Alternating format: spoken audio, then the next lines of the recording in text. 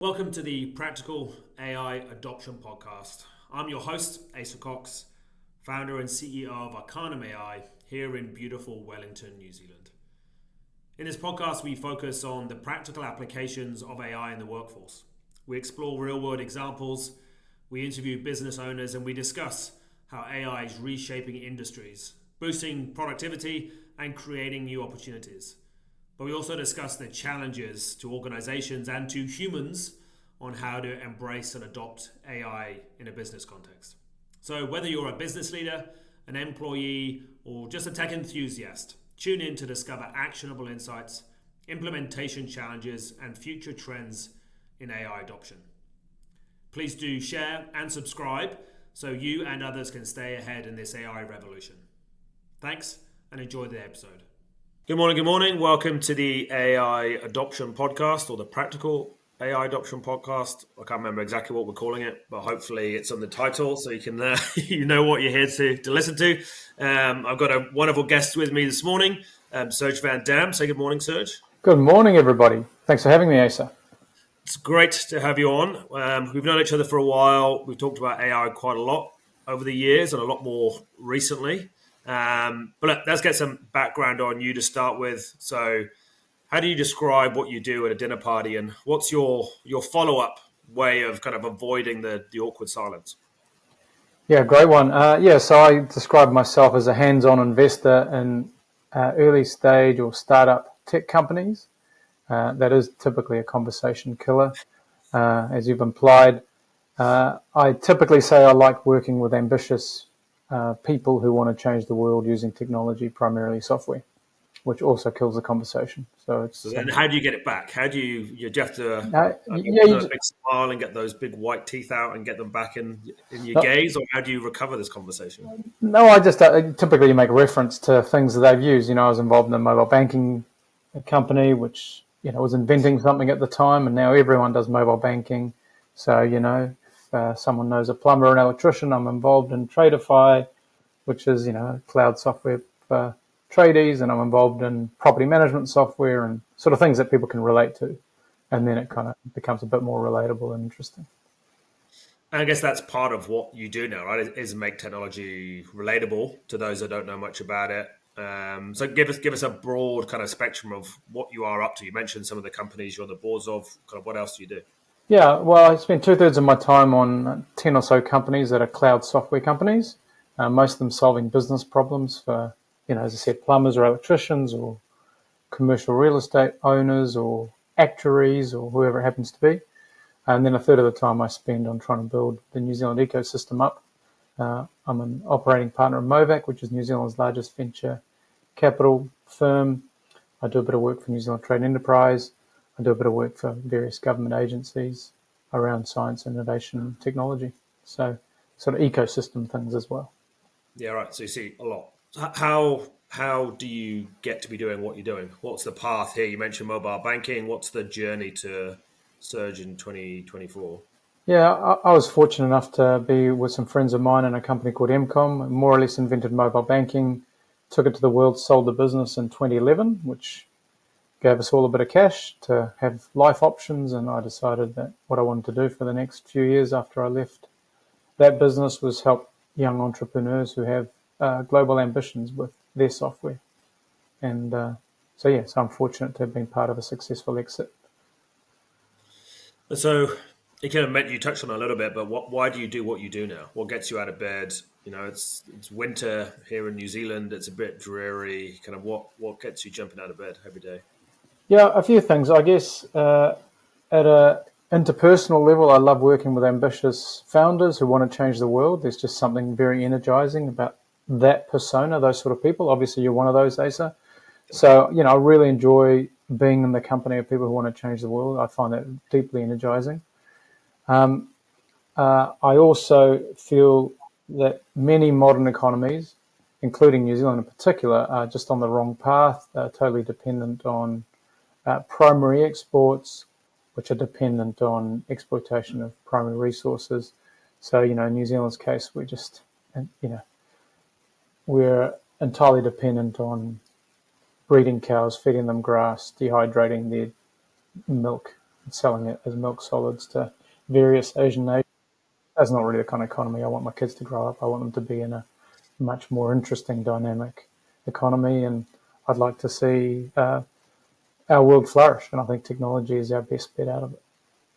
So I guess in that New Zealand context then, how does the government, whether it be past, present, hopefully future, kind of think about technology? As you said, we're an economy with a few long-term outputs, dairy being one of them, tourism being another, bit of movies, bit of gaming. But how do you think the government is now thinking about technology, and specifically around AI? Obviously, that's the topic of the podcast. Yeah, so look, I think government agencies are made out of people. People broadly see technology as their enemy. It doesn't really matter what function you're in, because basically, if you are a Ministry of Education, technology is a potential replacement for a teacher. If you're the Ministry of Health, technology is a potential replacement for a nurse or a doctor, so on and so forth. So I do think there's just some natural antipathy. There are obviously lots of individuals who feel quite differently, who think the future of New Zealand needs to be technology-centric, and that goes from ministers, Judith Collins in the current scenario, to obviously a lot of policy people. But I'd say the overwhelming view of technology is one of suspicion, not really one of an enabler for economic transformation. And I think AI fits into the same camp. And it's a little bit unfortunate. I don't really know how we break through. I think it's ultimately going to be up to the private sector and entrepreneurs to demonstrate the value and the use cases and the impacts. And then hopefully at some point government will follow. But you certainly don't see anything in government saying we're going to automate 30% of what the government or government agencies or government-funded agencies do through AI. That sentiment is simply not there today, and I wish it was. So a couple of threads to pull on there, I guess. One is humanity, again, broadly or less broadly's reaction to technology being fear. Like you said, there's antipathy because they're worried about losing jobs. How do we overcome that? Because that's not just a government thing. We see that. Yeah, it's a mammalian. Yeah, it's a mammalian reaction to uncertainty. So I'm pretty clear on that. Yeah, it's not bad people or anything like that. It's just the mammalian reaction is one of suspicion, fear of change, fear of loss of control, all of those things. They're well understood. And and there's things we can do to change that. I mean, if you just sort of go back 100,000 years or so, some dude walked into a village with a wheel and said, look at this thing I found. And I'm pretty sure 80% of the village said, people get run over, it's dangerous, it could be out of control, whatever. 8% of the village would have gone, well, that's amazing. I can imagine carrying more stuff, and I can imagine going faster, and I can imagine going down hills really well on it. So I suspect, that's part of the human condition.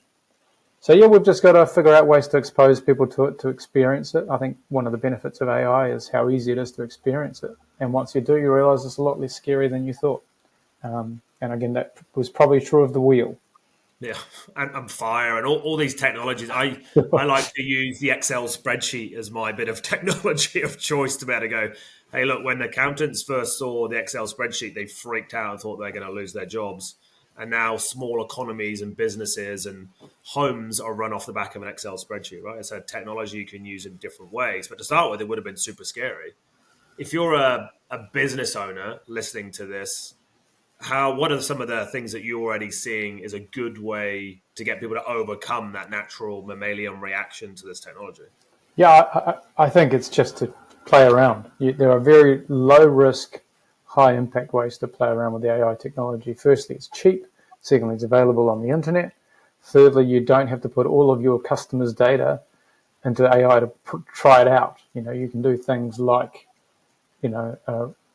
write job descriptions. That doesn't require you to disclose any particularly private information, especially if your job ad is already on the internet.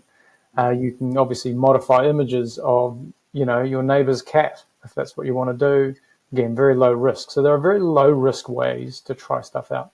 And what I am seeing is either people who put time aside, they just put an hour in their calendar once a week for 3 months or something, and then just play around for an hour in the same way they would going to the gym or going to have a cold plunge or some other thing they're trying out. habit forming. Yeah, exactly. Just creates a habit and then creates familiarity, and then it's just not overwhelming. So, so I'm just seeing people who try stuff out, try it more than once, just become familiar, and then they become comfortable, and it's not that scary. And so once they've got that little bit of comfort, and whether it's employees in the company or the business owners themselves, are you already seeing some trends emerge around use cases? Because this is the challenge, right? Of the technology, the wheel would be like, that's great. Is it a imperfect dinner plate, or is it part of a vehicle, same as an Excel spreadsheet? Is it going to replace an accountant, or is it just a blank mathematical spreadsheet? So what are we seeing in terms of use cases? Because that's, from an AI adoption perspective, there's a lot of, I guess, rhetoric around it's a technology looking for a problem to solve, and that's when you're in startups and tech, that's the ultimate challenge, is finding that product market fit. And there's still that kind of rhetoric around AI. But what are you seeing trends in the space in terms of where it's being used? Not just in small businesses, or that's the focus, but elsewhere. Yeah, I'd say that it is still being treated as a tool looking for a problem, and so I'd say most of the use cases that I've come across are quite tactical or transactional in nature. Hey, we used it to do this thing. We used it to, ingest all our data into our database, or we used it to generate a whole lot of content for our newsletter. Or so they're going to be quite transactional use cases. I think that's okay. Like, on one hand, it's not the killer app, if you like. Yep. But they are transactional and value deriving. And because these tools are not expensive, it's fine if you ended up spending $30 and then all you ended up doing is writing 2 customer newsletters. That's fine. That was worth doing. The challenge with that is it doesn't get embedded into processes. And of course, that's the challenge.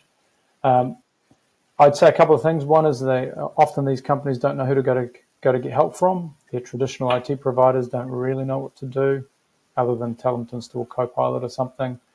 The traditional advisory firms, if you like their accountants or whatever, absolutely have no real idea either, even less so. So they sort of don't have anyone to turn to. So I see that as a real problem. The sort of service provider landscape is very sparse and not very helpful. And then from time to time, they stumble upon a tool that they like and can automate their accounts payable or some ongoing operational process. But I'd say the biggest challenge is that they don't really know who to turn to get some further help, even if they've done really useful transactional examples. Why?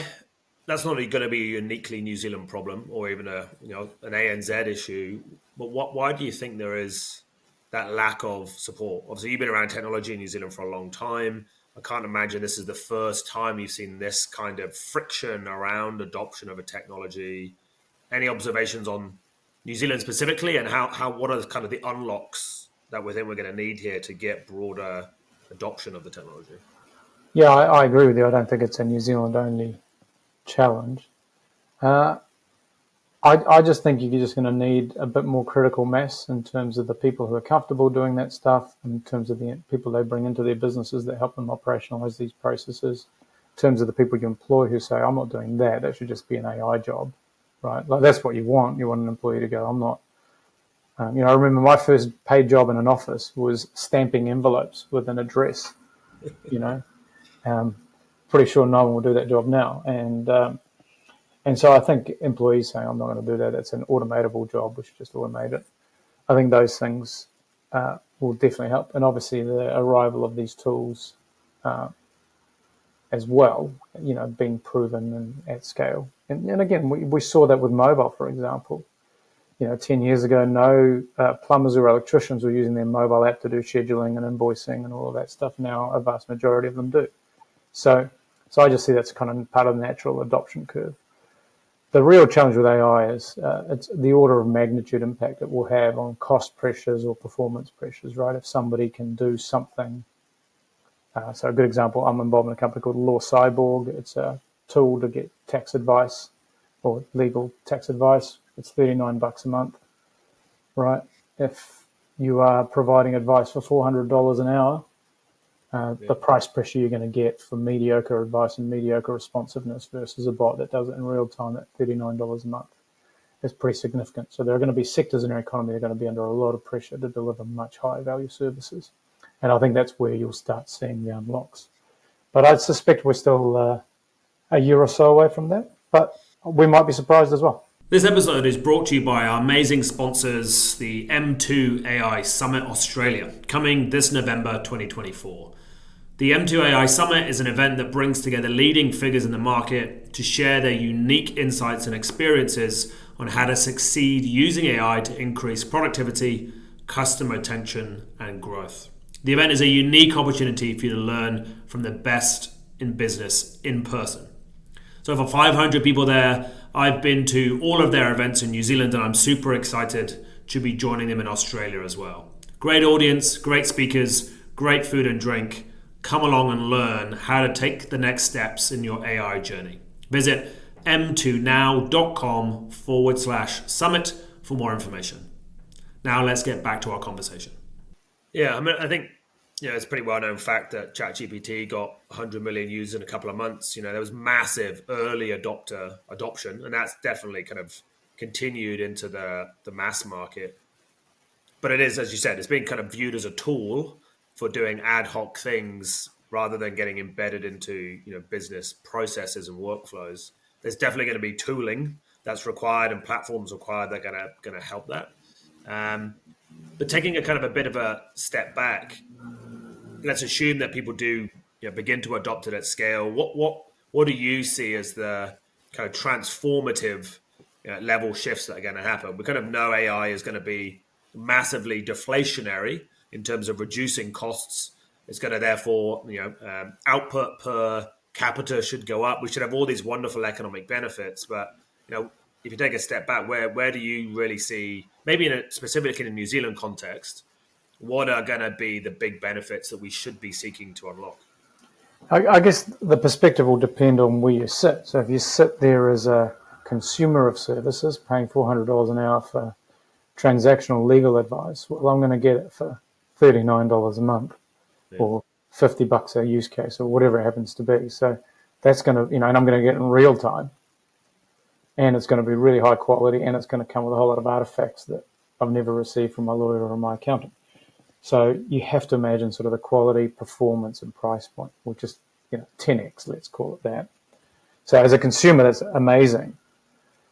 As a service provider, someone who is using these tools to serve your customers, I think it's going to be impactful in your own productivity if you're using these things properly, and you might go out of business if you don't use them properly. So, I can imagine sort of a bipolar view of these technologies if you're a service provider. If you're a business owner, there are ways in which you can increase your margins an incredible amount just because of the performance of these tools once they're embedded into your organization. So again, you can create higher margins. And then as an investor, some companies are just going to be wiped out of business, which is very bad news. Some companies are going to be able to scale incredibly. And so it depends on the perspective you have. I think it is going to be a wild ride. I think there's going to be a lot of blood on the floor. I think that the uncertainty is paralyzing a lot of people. Yeah. So I think it's going to be a tough few years all around. But there's going to be lots of opportunities for new services, novel delivery models, getting high quality outcomes, really. Oh, I can blow my nose, mark that little clip. Woo! Take a little pause, blow my nose.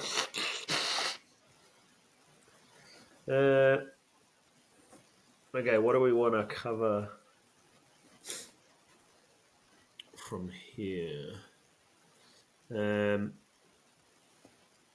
we want to talk about skills development? Because that's going to be one of the key things. Whatever you want, yeah. Okay. Oh, right. I'm wandering along this road just like you are, mate. So. Right. I mean, I think what we want people to do is just go and try stuff, right? So. Yeah, absolutely. Yeah. Okay, I'll just mark the end of that little hiatus. So given the the potential scale of the impact, right? So more profitable, growing faster, great for the economy, great for business owners, challenging for service providers, depending on what service you're providing. One of the questions that we get quite frequently is, one, where do I start? And two, what do I need to do in terms of skilling up myself, my workforce to capture the opportunity? Because as you said, there's a bit of analysis paralysis, I think partly because there is the fear that we've talked about. And then there's the opposite end of the spectrum, which is the huge opportunity people keep talking about. So how do people begin to navigate their way through that, and then say kind of think about the skills that they need to do that? Yeah, so skills development. I mean, in some ways, this is like learning just any other skill. Just, requires exposure, requires some form of curriculum, requires some level of commitment and engagement, all of those things. I do think leading from the top is an important part of this, which was not true, right? Like if in other technologies, if you think about, say, mobile apps, well, you didn't expect the CEO of a bank to learn how to build mobile apps. Right. But you do expect the CEO of a bank to actually figure out how to use these tools to become Yeah, that's interesting. Why do we have that expectation? It's a very interesting point. Why do we think that is the case now? Why is it different this time? Because every role, including the most knowledge-centric, human judgment-based ones, are up for being upset. Like, I'm a board member. AI can read board minutes and board papers and financial accounts much faster than I can, and can actually pick up discrepancies and actually remembers how much was spent on stationery by company X in June last year to do a comparison. So, I'm under no illusions that I'm actually the only one with the skills to be an effective board member, right? So it affects me directly. So I just think the higher you are up the intellectual value chain, the more likely you are to be impacted by these tools. And that is just very different to, again, other technological revolutions that I've been part of. I mean, there's still CEOs who, 10, 15 years ago didn't really know how to use email and computers, and you can get away with it. Right. So, 30 years after the PCs became commonplace, you could still have leaders who didn't know how to do it. There's just zero chance you're going to be a leader in a mid to large size company and not know how to use AI in 10 years from now.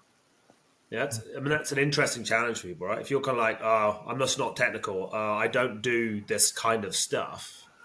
Either you got to surround yourself, which I guess is what they used to, right? Surround yourself with people who can do it, and you somehow exist without knowing anything about it or executing on it. But even at an intellectual level, surely people need to understand the impact of what this technology can have from a strategy level. Even if you don't use it as a tool, surely at an intellectual level, it's on everybody. It's at that kind of board governance, whatever kind of level, to be able to understand the impact of this stuff, because it's going to impact organizations, business models, human organizational design, skills, and all of that kind of stuff, right?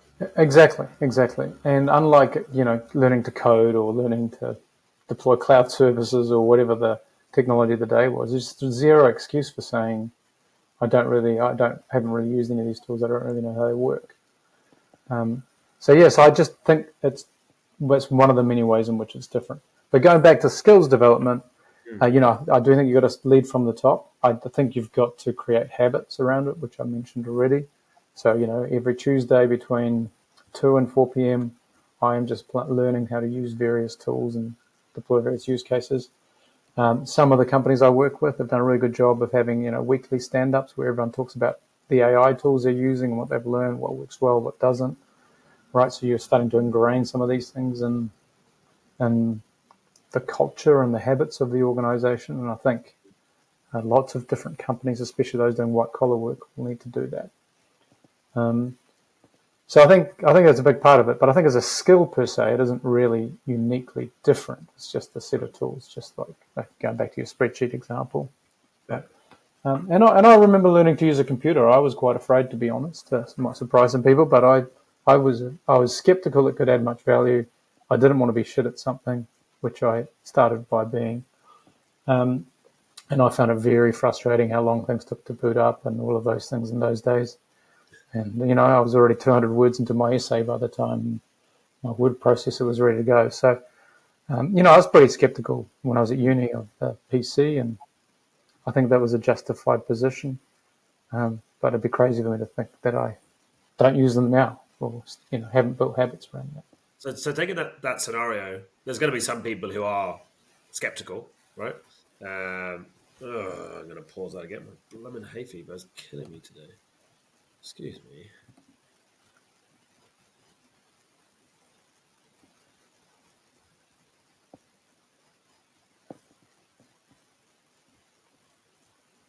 Okay, mark that back out. So if you kind of take that thought process that you were saying you were a skeptic, and there's going to be skeptics about AI, they're not going to want to lean into it. Sure, you still got into technology, even if you didn't lean into coding or PCs. You may have got your essay done slightly slower than somebody else, but it obviously didn't impact your career greatly. But is there the risk that those people who don't lean into AI at all, or a lot slower than others, because this is part of the FOMO, right? That business owners, business execs, or younger team members in companies who are like, hey, my bosses or my exec aren't getting it. What do you think is the risk of not investigating it, not leaning into it, and how do people have that conversation with their colleagues or with their companies, right? Because that's going to be a pretty important thing. You could get left behind, and organizationally that could be existential for many companies. So, any recommendations on that? What do you think on that topic? Well, I mean, largely, to some extent, it depends on the sector that you're in, the degree of disruption inside your organization, etc. I mean, to me, if you're in a cerebral vocation, whether you're a lawyer or an actuary or a doctor, this is absolutely going to be part of your future. So the sooner you get on with it, the better. Now, you might get left behind for a promotion if you don't. You might find yourself out of work if you don't. Those are personal risks. That's fine. There's sort of a moral consideration here. Like I had my son fractured his arm, got an X-ray, had to wait 5.5 hours for someone to look at the X-ray. Well, I put it into ChatGPT and got my answer straight away. So, that's a moral failure, actually, because I'm paying for the services. There's obviously a shortage of doctors. It's a terrible user experience to wait in a waiting room at a public hospital for 5.5 hours. So, this is a moral failure organisationally, whether the doctor wants to or not. So, there's some other considerations. It's not just about your own personal career and aspirations.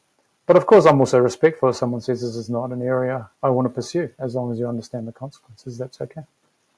And I think it's that awareness piece, right? I mean, that's what you're spending a lot of time on, building out the ecosystem and building out awareness of what's coming. Because unless people start thinking about it, or they assume they can wait longer than they actually can, the impact could be catastrophic at an individual level, organizational level, city level. Obviously we're in Wellington. There's a lot of disruption happening right now.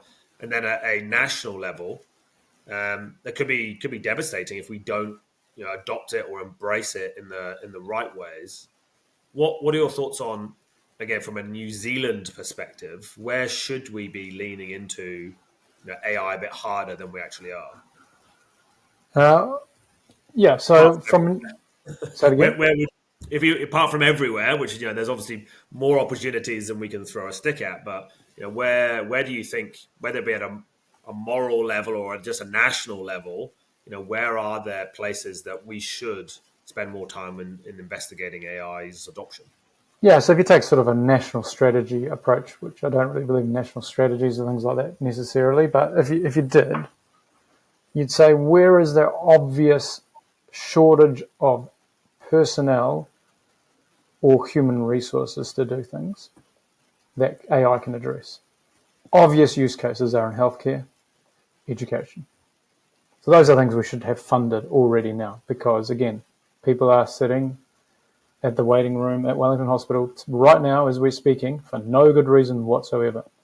A friend of mine is an intensivist at Wellington Hospital. We did a simulation of various urgent matters. The triage of ChatGPT, just stock standard, was incredible. Not surprising to you, but very surprising to him. So we should just be doing that today. So I think where there's already a shortage, and it is problematic and consequential to our society, we should just be applying these things with real momentum. So is that a good place I guess then to take that down to business owners, a good place to think about is where are you already struggling to hire people? Where do you already have bandwidth constraints? Exactly. Where do you already have not enough skilled individuals? Is that, should people just start with the obvious, do you think? Yeah, to me, the two areas, exactly. I think it's one of the two areas I'd look at it if I was a small business owner. One is where am I just simply not having the resourcing, which is your point, which is not getting to. We never get to write our monthly customer newsletter because we just don't have the people to do it or never have the capacity. That's your thing. And then the other is what do people hate doing already? If no one wants to do accounts payable in your company because it's not a fun job to do twice a month or whatever it happens to be, then start there because no one wants to do it. So to me, because then there's no resentment on either side, right? If you automate a job that no one wanted to do in the first place, great. And if you automate a job that wasn't actually getting done in the first place because you don't have the resources or the people or the whatever, great. So it's sort of a zero regret move. Yeah. Versus the jobs that people like doing, they may not be efficient at it, but they like doing it and they are doing it, so on and so forth. Yeah, because in my kind of view, it's all about building momentum, around it, right? So you talk about habit forming, building your skills, building your muscles, doing that, identifying the job roles where there's no regrets, and then layering it on, right? Kind of beginning to build that momentum, because unless you start somewhere, you're not going to really understand where the next opportunity is, and the next opportunity is, and the next opportunity is. Yeah, and many people are overwhelmed because the thing about AI, by definition, is a generalized capability, and they kind of don't know where to start. And I understand that overwhelm. And so I do think the two starting points are what we've discussed, which, as you're saying, is an entry point. If you open that door, then you'll find the next three opportunities, and then you're on your way. Nice. All right, a couple of final questions then. Where do you think this is all heading? What are we not going to be doing in 5 years' time, and what are we going to be doing in 5 years' time that we're not doing now? Great question. I don't have the specifics. Unfortunately, I'm not that smart. I think we're just going to get a lot less shitty services from, let's call it, white-collar workers. I think that's the one thing that's going to change in the next 5-year horizon. I just think the idea of waiting 4.5 hours to get your X-ray interpreted is just simply not going to happen. Yeah. So I'd say that's one thing I can predict for sure. And look, and the thing would be, even in a scenario where the hospital didn't adopt it, I'd just be like, that's fine. I'm just going to go and use. There's a service provider in Australia who does real-time X-ray interpretations. I'm just going to do that, thanks, and pay $9. And so it's going to change that dynamic. So I think for consumers of white-collar work, it's going to be just really significant improvement in service quality. I think that. I think we're going to have a real reconfiguration of our economy, and I think it's going to be, as I said, plenty of opportunities, but plenty of pain as well. Reconfiguration is an interesting way of putting it. I quite like that turn of phrase, because I think from a national level, economic level, but also industry level, company level, you may have to think about how do you reconfigure rather than necessarily transform, because people are maybe a bit fatigued. With transformations. Yeah. Or disruption. Maybe they don't like disruption. But I think that reorganization, reallocation, it's kind of like, it's not rip it all to shreds and kind of build from the bottom back up again. There's plenty of organizations that may need to just reassemble certain parts of their businesses because AI can do it a lot better, faster, cheaper. And therefore that's the opportunity for those organizations. Yeah, exactly. And I think if people think, one of the counters to that is, well, what are the problems that really need solving? There aren't really any, And I was just talking to an American VC this morning, and she's like, the average mortgage approval in America is 66 days. 66, wow. Yeah. So I use that as the most common business process that almost everyone goes through. Like, this is not a niche problem to be solved. This is you get documents to tell you whether or not you should lend someone some money. That is just a clear use case for which that just simply won't be true in 5 years. I can't imagine it. Yeah. And same with the X-ray example I gave you. Yes, that was not 66 days, but my son is sitting there with a sling in A&E, which is a horrible place to be, especially for a 10-year-old. Yeah. Totally unnecessarily.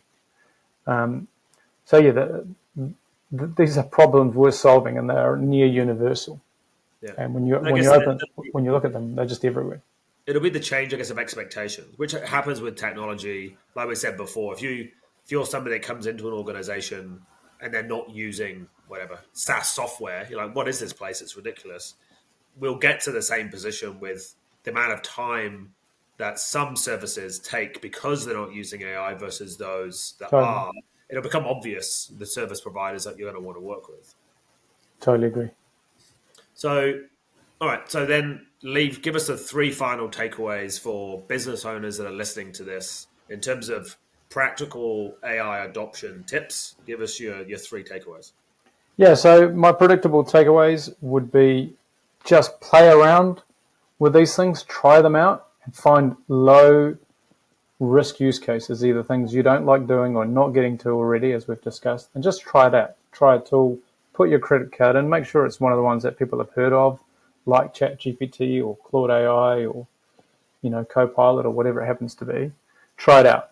Second thing is make time, just like you make time to go to have a sauna or go in to the gym or whatever the thing is that you're into. You play table tennis on Tuesdays, right? Just make an hour or two a week, put them in the calendar and just say, this is my time for playing.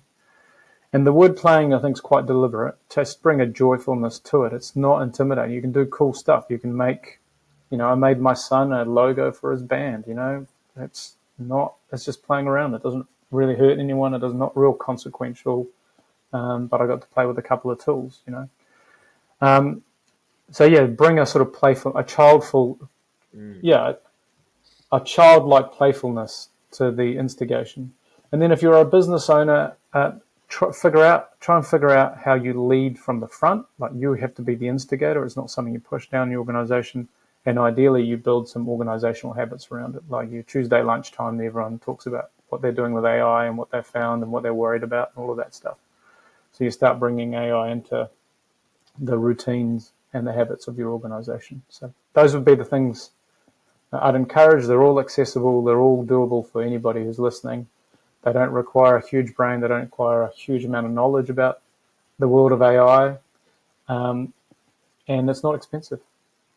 You're spending $50 a month or whatever it happens to be. It's just not that much in the scheme of the change that's coming. Awesome, Serge. Really appreciate your time, your insights, your advice. I think we're all excited to see people turn this advice into action. That's what it's all about. It's just getting starting on the journey of AI, because it is going to be massively impactful. I think the more people that start leaning into it and playing with it under your advice, I think we're going to be in a better place. So really appreciate your time. A pleasure. Get on with it. Yeah. Thanks, Serge. See ya.